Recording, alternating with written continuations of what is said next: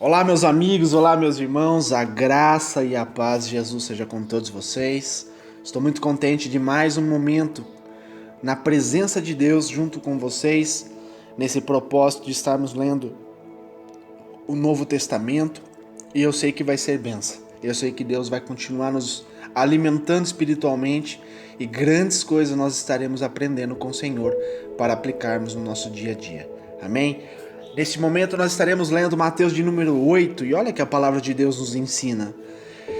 Quando ele desceu do monte, grandes multidões o seguiram. E um leproso aproximou-se e adorou de joelhos e disse: Senhor, se quiseres, podes purificar-me. Jesus estendeu a mão, tocou nele e disse: Eu quero, seja purificado. E imediatamente ele foi purificado da sua lepra. Em seguida, Jesus lhe disse: Olhe, não conte isso a ninguém, mas vá mostrar-se ao sacerdote e apresente a oferta que Moisés ordenou, para que sirva de testemunho. Entrando Jesus em Cafarnaum, ele dirigiu-se a ele um centurião pedindo-lhe ajuda. E disse: Senhor, o meu servo está em casa, paralítico, em terrível sofrimento.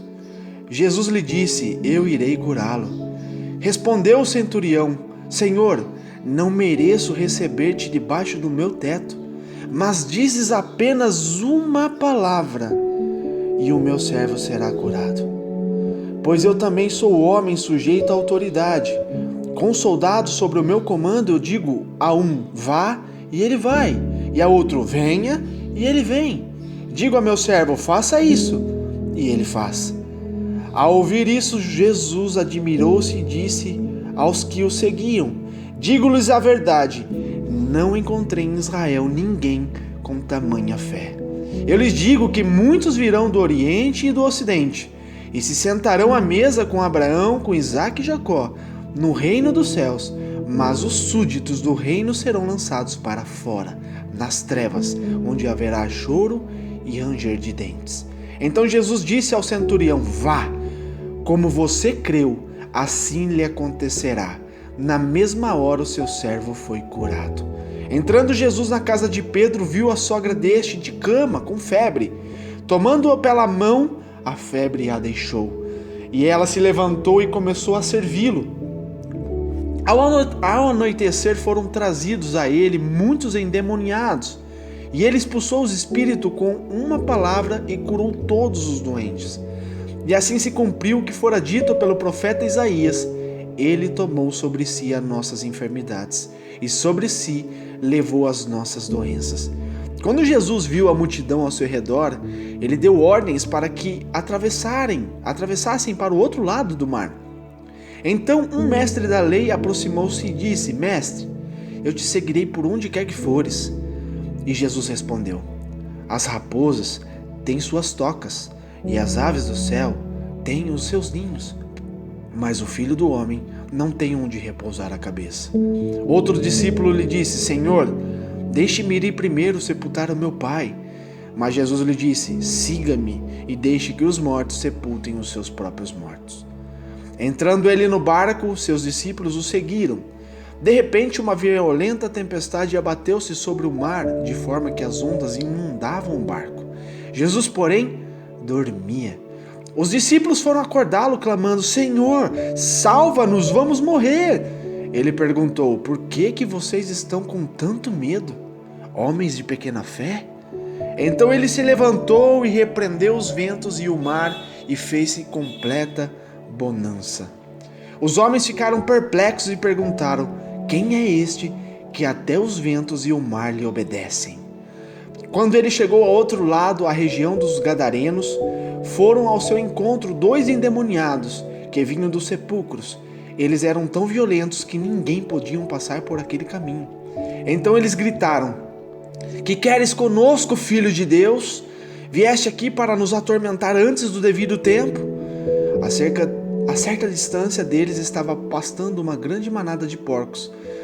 Os demônios imploravam a Jesus: Se nos expulsas, manda-nos entrar naquela manada de porcos. Ele lhes disse: Vão.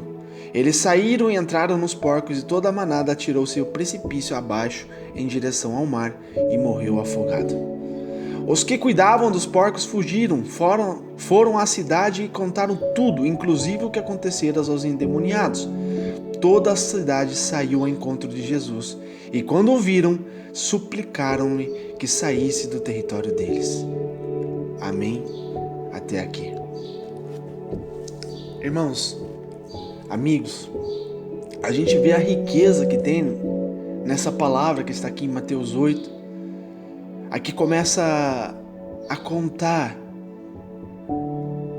pela caminhada que Jesus fez, pelos milagres, pelas grandes obras que o Senhor fez por onde ele passava. A gente vê que grandes multidões o seguiram, a princípio pelos feitos que o Senhor estava fazendo. O povo ficava deslumbrado por tamanho poder e autoridade sobre uma pessoa.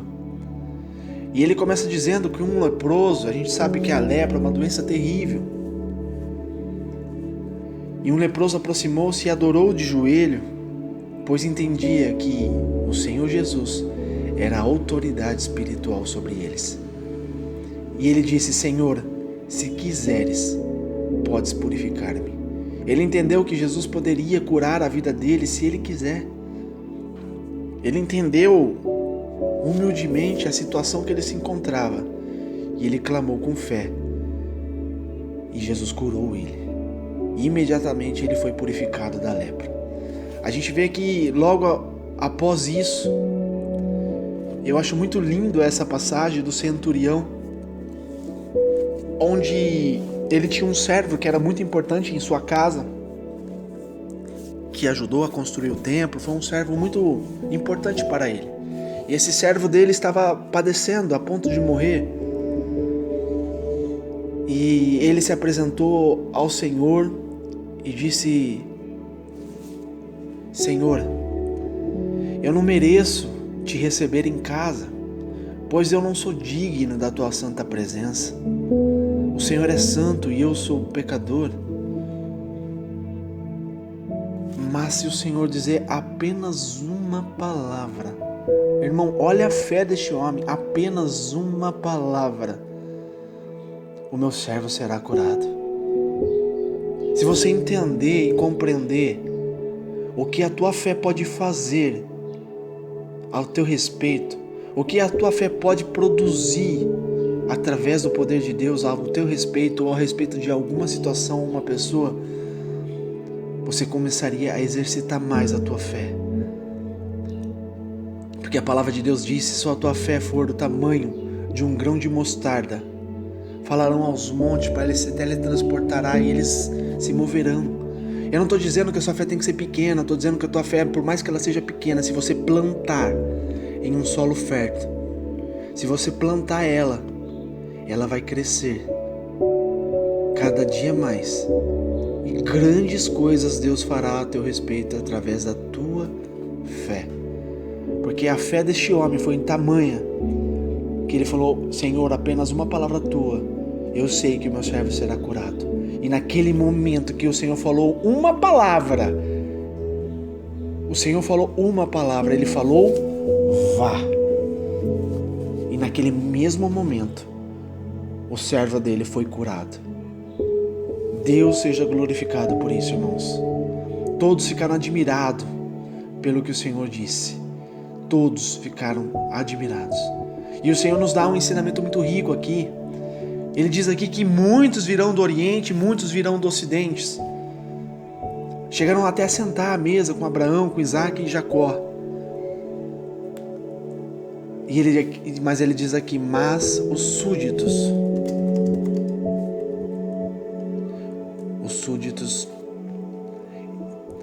eles não participarão. O que é súditos, irmãos?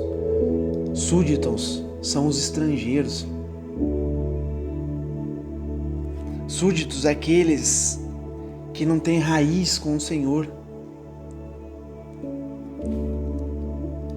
Súditos é aquele que não faz parte do reino do Senhor.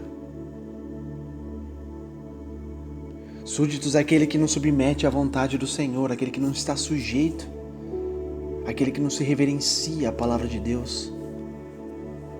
Súdito é uma pessoa que ela não é liberta, ela não é livre. Porque a palavra de Deus diz que se creres em Jesus, verdadeiramente sois livres. Amém? Então, irmãos, a gente vê que o Senhor continuou a caminhada dele e ele entrou na casa de Pedro e ali ele viu a sogra de Pedro em febre, ardente de febre. E ele simplesmente tocou na mão dela e ela foi curada. E continuou, foram trazendo os endemoniados, foram trazendo as pessoas doentes e o Senhor foi curando e libertando a todos eles. E agora o Senhor passa para mais uma coisa importante aqui. Os discípulos que pediam e tinham a vontade de seguir a Jesus, mas eles ainda não compreendiam o que era a vontade de Deus. Eles não compreendiam ainda, eles não tinham ainda o entendimento, o discernimento da palavra, o que Jesus estava fazendo. Eles também estavam maravilhados pelo que Jesus fazia, mas eles não entendiam o propósito, o porquê. Por isso que o Senhor fala, ele faz uma parábola aqui sobre as raposas, as aves. Elas têm as suas casas, seus lugares de aconchego, mas o Filho do Homem não tem onde repousar a cabeça, pois ele veio com uma missão e um propósito: salvar a mim e a você. E aqui continuando, ele diz, a palavra de Deus diz que quando eles entraram num barco, eu acho muito interessante essa palavra, pois fala que de repente veio uma violenta tempestade e bateu de frente ali com aquele barco, as ondas começaram a inundar o barco.